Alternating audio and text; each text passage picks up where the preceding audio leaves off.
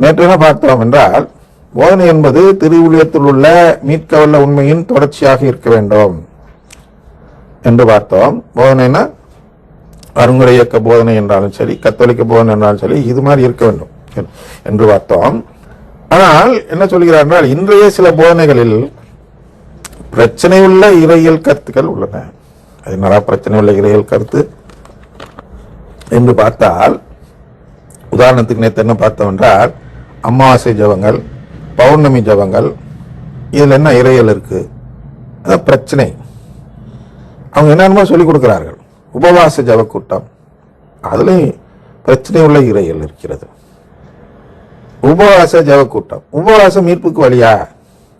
பாருங்க, உபவாசம் இருக்கும்பொழுது இயேசு கிளட்டன், அதாவது பெருந்தினிக்காரன் என்று பேர் எடுக்கிறார்.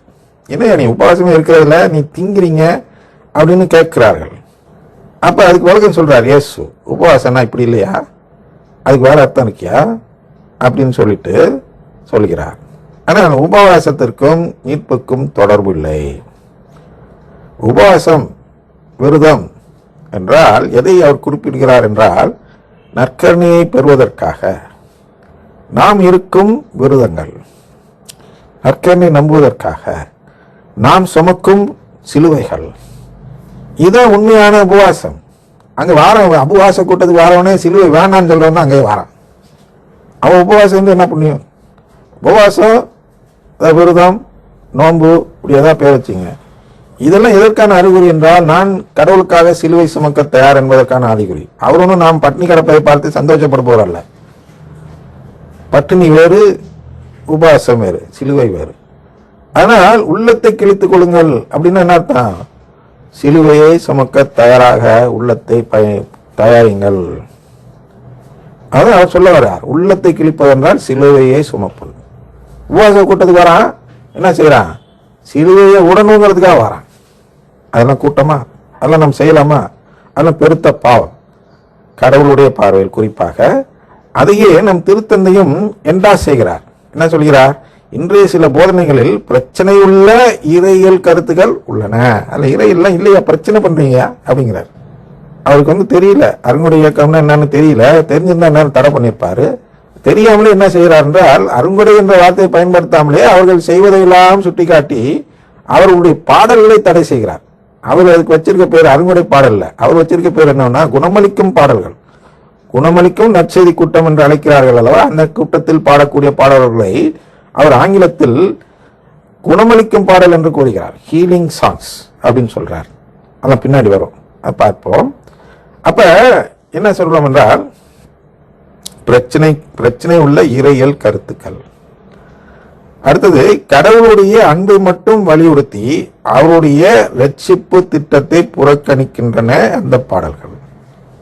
பாருங்க, இடத்துல அழகான வார்த்தை, நான் பயன்படுத்தி இருக்க முடியாத வார்த்தை.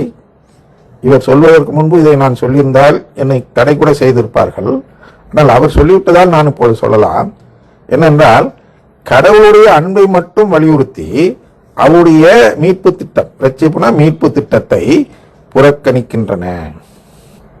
அதான் அவர் சொல்றார் அல்லவா, மார்க் 7:8 சொல்கிறார் அல்லவா, அந்த இடம்.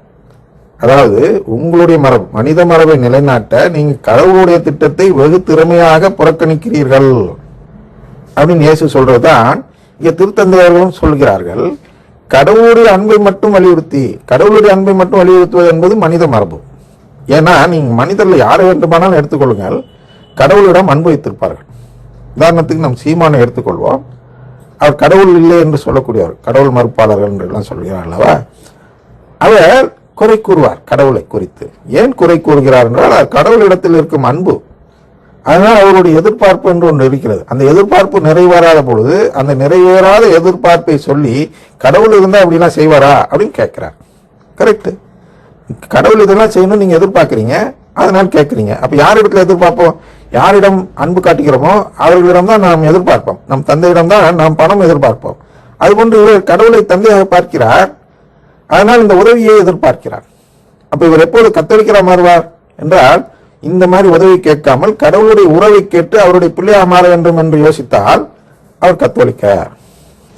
இதை நாளை பார்ப்போம்.